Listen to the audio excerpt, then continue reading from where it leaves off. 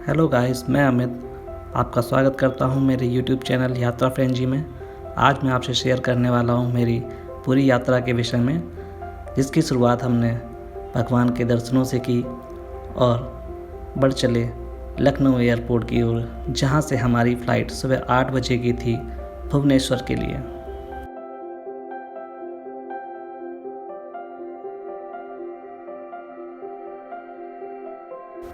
लखनऊ का यह एयरपोर्ट चौधरी चरण सिंह इंटरनेशनल एयरपोर्ट के नाम से जाना जाता है, जो कि देखने में बहुत खूबसूरत बना हुआ है। सिक्योरिटी चेक और एयरपोर्ट पर कुछ नज़ारों के साथ हम बैठकर इंतज़ार कर रहे थे अपनी आने वाली फ़्लाइट का, जो कि जाने वाली थी लखनऊ से भुवनेश्वर के लिए बाया रायपुर। और फाइनली हम रेडी थे टेक ऑफ के लिए।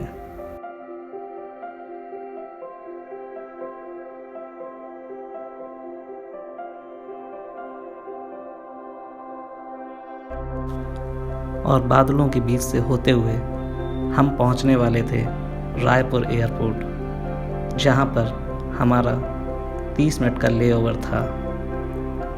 और इसके उपरांत हम पुनः बढ़ चले भुवनेश्वर की ओर। और कुछ ही समय बाद हम पहुंच गए भुवनेश्वर के बीजू पटनायक इंटरनेशनल एयरपोर्ट,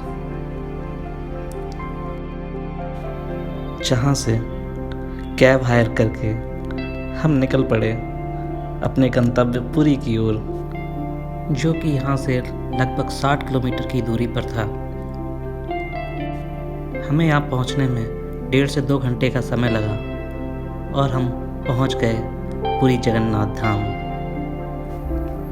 पुरी में हमने स्टे किया था होटल गोल्डन पैलेस में, जो कि एक सी बीच होटल है।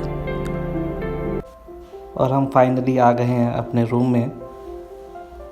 होटल का रूम काफ़ी स्पेशियस था और इसका व्यू तो बहुत ही शानदार।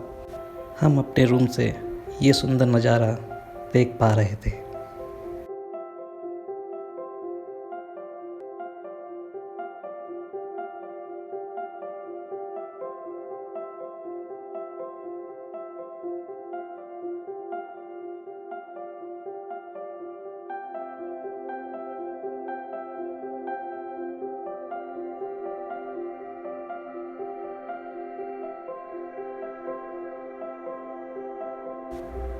हम अपने होटल दोपहर करीब 2 बजे के आसपास पहुंच गए थे और रूम पर ही रहकर हम इन सुंदर दृश्यों का आनंद उठा रहे थे। यहाँ से देखने में ये बीच बहुत ही सुंदर नज़र आ रहा था।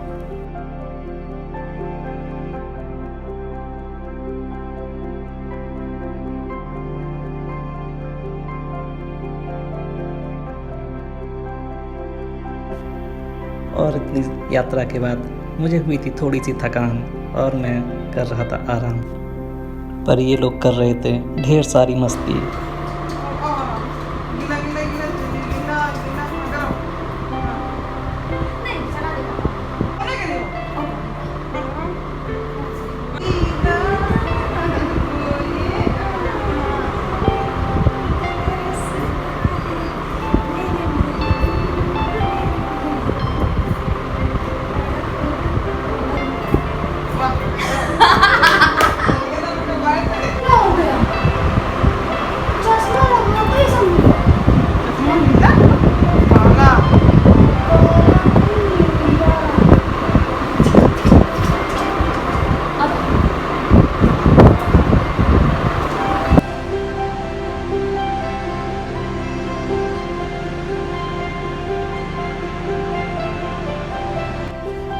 भगवान बुद्ध की यह मूर्ति होटल परिसर में ही स्थित है और होटल परिसर के बैकयार्ड का नज़ारा कुछ इस प्रकार से है।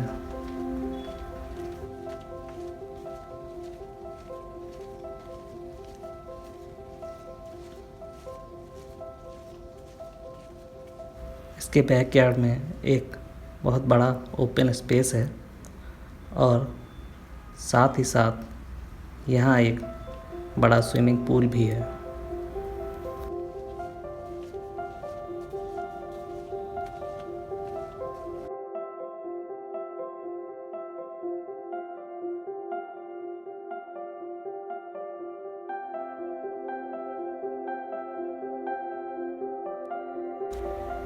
होटल में विश्राम के उपरांत हमें जाना था श्री जगन्नाथ धाम, भगवान श्री जगन्नाथ जी के दर्शन के लिए, जो कि हमारे होटल से लगभग 2 किलोमीटर की दूरी पर था।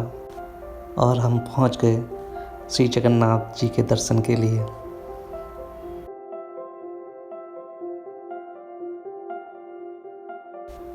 भगवान श्री जगन्नाथ जी का मंदिर बहुत ही विशाल और भव्य है और हमें दर्शन में बहुत अधिक समय नहीं लगा क्योंकि भीड़ उतनी अधिक नहीं थी और हम दर्शन करने के उपरांत अपने होटल शाम को वापस आ गए। और हमने यहाँ पर बहुत एंजॉय किया।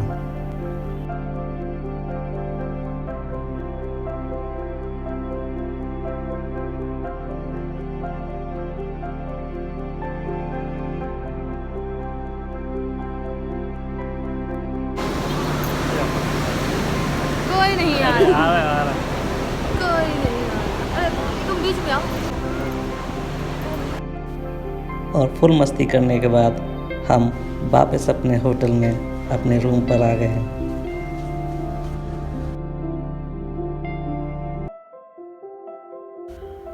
सुबह का नज़ारा होटल रूम से बेहद ही आकर्षक और सुंदर था। हमारे होटल का गेट बीच के गेट से लगा हुआ ही था, तो हमें बीच पर पहुंचने में बिल्कुल भी समय नहीं लगा और हम पहुंच गए बीच पर सुबह की मस्ती के लिए।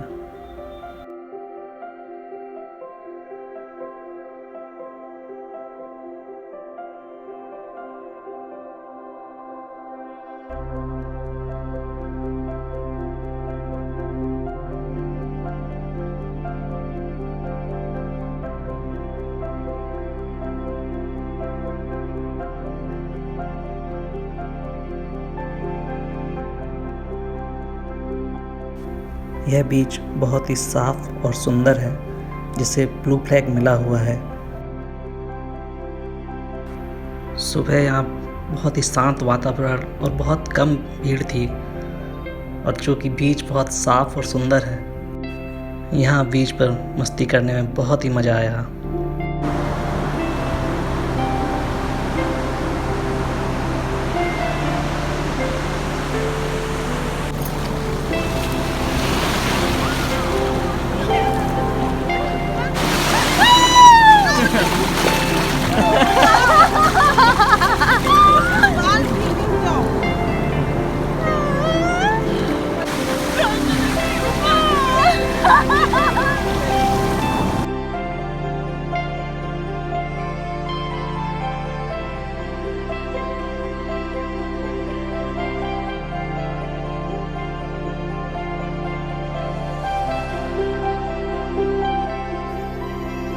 बीच पर एंजॉय करने के बाद हम निकल पड़े कोणार्क सूर्य मंदिर की ओर,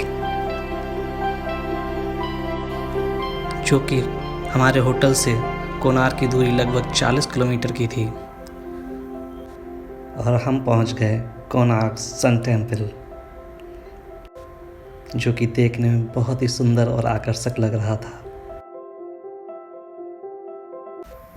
यह सूर्य मंदिर अपनी प्राचीन वास्तुकला का एक अद्भुत एवं श्रेष्ठ नमूना है, जिसका निर्माण 13वीं सदी में गंग वंश के महान राजा नरसिंह देव ने करवाया था।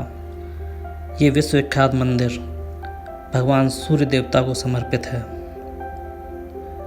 यहाँ पर आप मंदिर की भव्यता एवं इसकी कारीगरी देखकर आप अपनी प्राचीन वास्तुकला पर बहुत गर्व महसूस करेंगे। इस मंदिर को यूनेस्को द्वारा विश्व धरोहर में शामिल किया गया है। यह मंदिर एक रथ की शेप में बनाया गया है, जो कि आप जब दूर से देखेंगे तो एक रथ की शेप में प्रतीत होगा।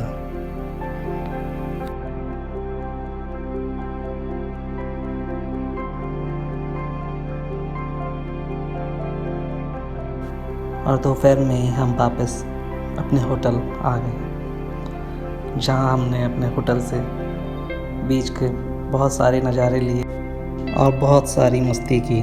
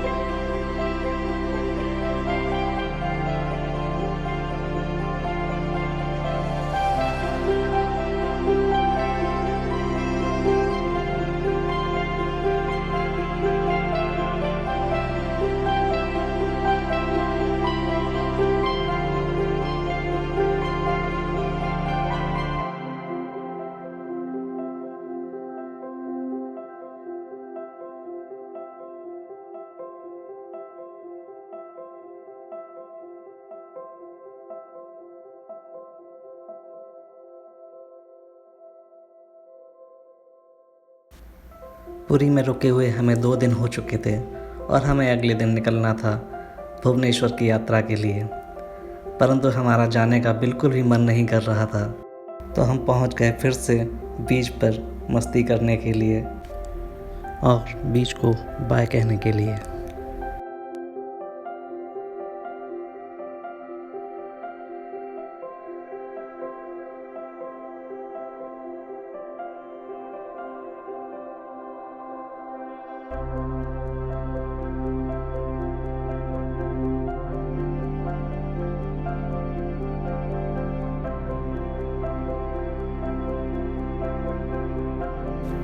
बीच पर ढेर सारी मस्ती और यादों को संजोए हम निकल पड़े अपनी अगली यात्रा भुवनेश्वर के लिए। और आप लोग बने रहिए हमारे साथ हमारे अगले वीडियो भुवनेश्वर की यात्रा के लिए।